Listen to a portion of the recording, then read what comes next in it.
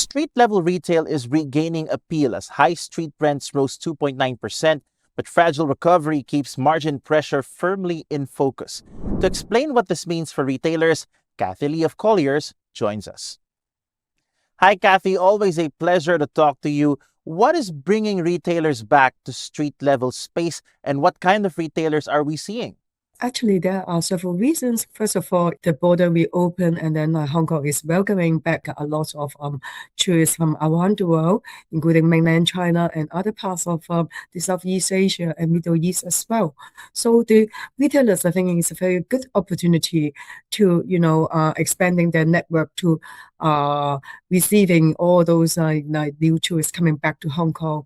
And then the street shop brands has still have around a 60 to 50% discount from their peak before COVID. So it's a very attractive or value for money a space for retailer who would like to have new network on the street to expand their customer footprint. In terms of the types of retailers actually expanding on the street, in the past few years, we are seeing very active from the financial sector, including those security company and also a bank expanding their footprints for their wealth management branches, especially those Chinese background banks, and also those tourist favorite items like the souvenir shops as well as F&B.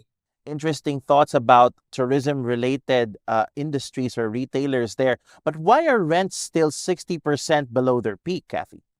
Yeah, because the demand drivers are very different now compared to the previous peak before COVID.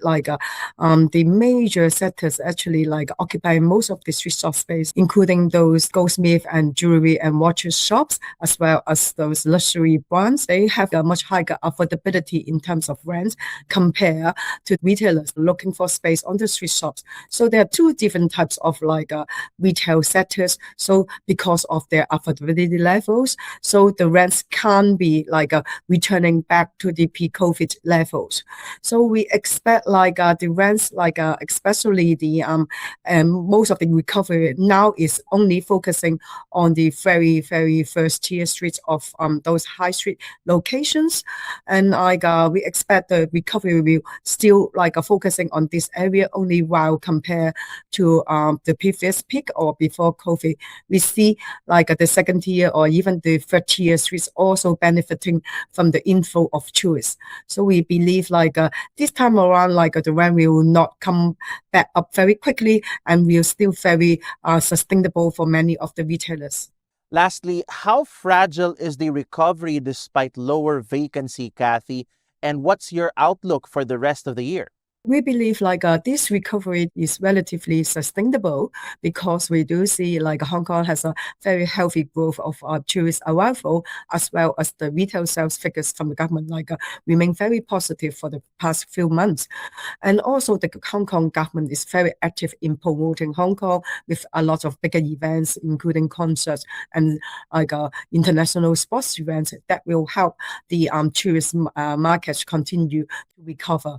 And at the same time, the Hong Kong residents, their northbound traveling kind of trend is stabilized. So that also help to the recovery of the local consumption markets. So we expect the street shop rents will continue to recover in the second half of this year.